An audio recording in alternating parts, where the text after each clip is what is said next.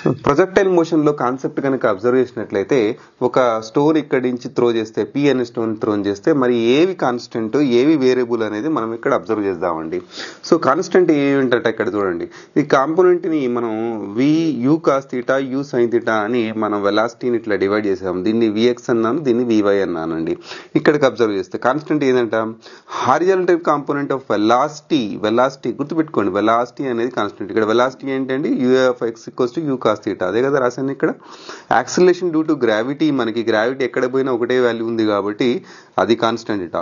Mass of the projectile, mass ఎక్కడ change అవ్వదు ఎంతవరకు, ఎయిర్ రెసిస్టెన్స్ లేనంత వరకు. మెకానికల్ ఎనర్జీ అంటే ఏంటి, మొత్తం టోటల్ ఎనర్జీ మనకి kinetic energy plus potential energy అనేది మనకి రిమైనింగ్ కాన్స్టెంట్ ఉంటుంది. కానీ సపరేట్ కనుక అబ్జర్వ్ చేస్తే రెండు వేరియబుల్ ఉన్నాయి, అవి రెండు కింద ఇచ్చాను నేను.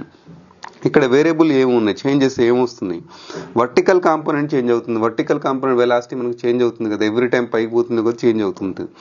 వర్టికల్ అండ్ హారిజంటల్ డిస్ప్లేస్మెంట్ అంటే ఈ vertical displacement Y, horizontal displacement X రెండు కూడా చేంజ్ అవుతూ ఉంటాయి, పార్టికల్ చేంజ్ అవుతూ ఉంటుంటాయి. సో రిజల్టెంట్ వెలాసిటీ అన్నాడు, రిజల్టెంట్ వెలాసిటీలో రెండు ఉన్నాయి మన కాంపోనెంట్స్, విఎక్స్ వివై ఉన్నాయి. విఎక్స్ చేంజ్ అవుతుందని ఇక్కడ మనకి ఇచ్చాడు, మన అంతేనా, వివై చేంజ్ అవుతుందని ఇచ్చాడు మనకి. వివై చేంజ్ అవుతుంది కాబట్టి మొత్తం వెలాసిటీ ఇక్కడ చేంజ్ అవుతుంది మనకి.